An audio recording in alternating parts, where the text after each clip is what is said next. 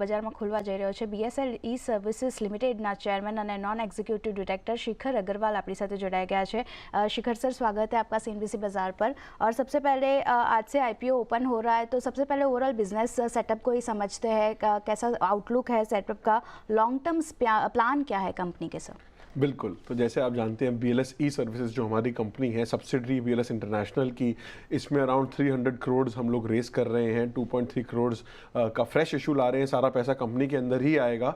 तो अगर हम बात करें BLS ई सर्विसेज की, 3 सेगमेंट्स में ये बिजनेस डिवाइडेड है। एक तो हम बिजनेस करस्पॉन्डेंट का काम करते हैं मेजर पब्लिक सेक्टर बैंक्स और प्राइवेट सेक्टर बैंक्स के लिए इंडिया के अंदर, जिसके अंदर state bank of India, bank of Baroda, काफ़ी सारे PSUs और प्राइवेट सेक्टर में HDFC, कोटक टाइप के बैंक्स हैं, जिसमें हमारी 15,000 से ज़्यादा 20,000 से ज़्यादा ब्रांचेस हो चुकी हैं। हमारे 90,000 से ज़्यादा टच पॉइंट्स हैं पैन इंडिया, उसमें 20,000 से ज़्यादा BC ब्रांचेस हैं। उसके अलावा हम ई गवर्नेंस का काम करते हैं अलग अलग स्टेट्स में, जैसे यूपी, राजस्थान, कर्नाटक और भी स्टेट्स में हमें असिस्टेड ई गवर्नेंस की सर्विसेज करते हैं। जैसे बर्थ सर्टिफिकेट रिन्यूअल हो गया, आपका आधार कार्ड्स, पैन कार्ड्स, ये सब कुछ गवर्नमेंट से एक्सक्लूसिवली हमें आउटसोर्स कर रखा है काफ़ी एरियाज़ में, तो ये काम करते हैं। और तीसरी सर्विस है हमारी असिस्टेड ई सर्विस।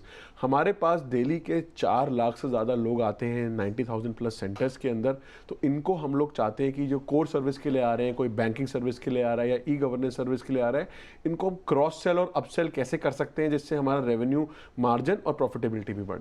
ठीक है सर, जैसे आपने बिजनेस आउटलुक का बताया, तो एक जो IPO ओपन हो रहा है उससे जो फंड आएगा उसका आप कैसे यूज़ करेंगे सर? बिल्कुल, तो जैसे मैंने बताया कि हम जो IPO कर रहे हैं, जो फंड आएगा अराउंड 300 करोड़, इसका हमने 4 चीज़ों के अंदर यूटिलाइजेशन का प्लान करा है। पहला प्लान ये है कि हम जो पैसा हम यूज़ करेंगे technological advancement for consolidating our existing infrastructure and developing new capabilities. ये सारा business tech enabled digital service provider हैं, हम टेक्नोलॉजी यूज़ करके ही सारी सर्विसेज प्रोवाइड करते हैं। तो हम चाहते हैं इस पैसे से टेक्नोलॉजी एनहांस करें, डेवलप करें, जिससे कि हमें लोगों को ज़्यादा सुविधा हो, रेवेन्यू एनहांस हो पाए और सर्विसेज बेच पाएँ। उसके अलावा हम चाहते हैं कि हम 1000 से ज़्यादा BLS स्टोर्स बनाएं। तो हमारे इन 90,000 टच पॉइंट्स जो BC के अंदर भी हैं, ई गवर्नेंस के अंदर भी हैं, हम चाहते हैं 1000 टच पॉइंट BLS स्टोर्स बनाएं जो सिमिलर दिखते हों, जहाँ पे हम बहुत सारी प्रोडक्ट्स और सर्विसेज बेच पाएँ। सर्विसेज में जैसे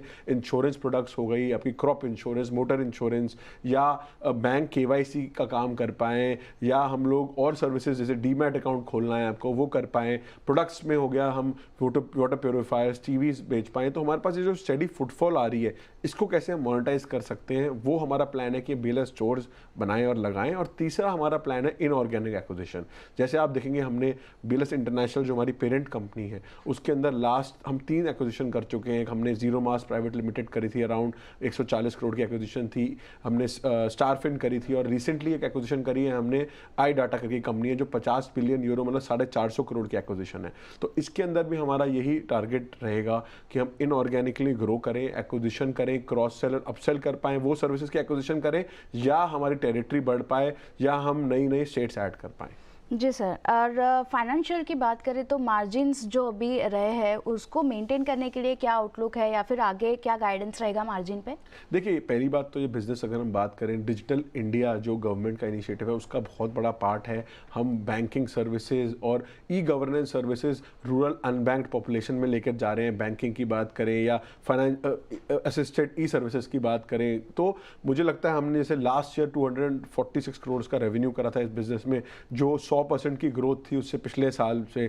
एबिटा में हमने 150% की ग्रोथ करी, 36 करोड़ का एबिटा करा था लास्ट ईयर, जो ऑलरेडी 150% की ग्रोथ है। और अगर हम 6 महीने की बात करें, इस साल हम लोगों ने ऑलरेडी 156 करोड़ का रेवेन्यू कर लिया है और 23 करोड़ का एबिटा कर लिया है, जो ऑलरेडी लास्ट ईयर से अच्छी खासी ग्रोथ हुई है। तो हमें लगता है इस IPO के बाद भी जो पैसा आएगा ये मोस्टली ग्रोथ कैपिटल है, ग्रोथ में ही यूटिलाइज होगा कंपनी की, जिसमें हम अलग अलग चीज़ें करेंगे। तो हमें लगता है आने वाले कुछ टाइम में, अभी बेस छोटा है कंपनी का, इंटरनेशनल भी जैसे हमारी ग्रो कर रही है, वैसे मुझे लगता है कि ये कंपनी में भी सस्टेनेबल बेसिस पे हम चाहते हैं ग्रो करें। हमारे मिनिमम एबिटा मार्जिन अभी हम 14 से 15% एबिटा मार्जिन करते हैं। जैसे जैसे हम क्रॉस सेल अपसेल करेंगे और सर्विसेज सेम ऑफिसेज में उन कस्टमर्स को और चीज़ें बेच पाएंगे, तो हमारा एबिटा मार्जिन भी बढ़ेगा।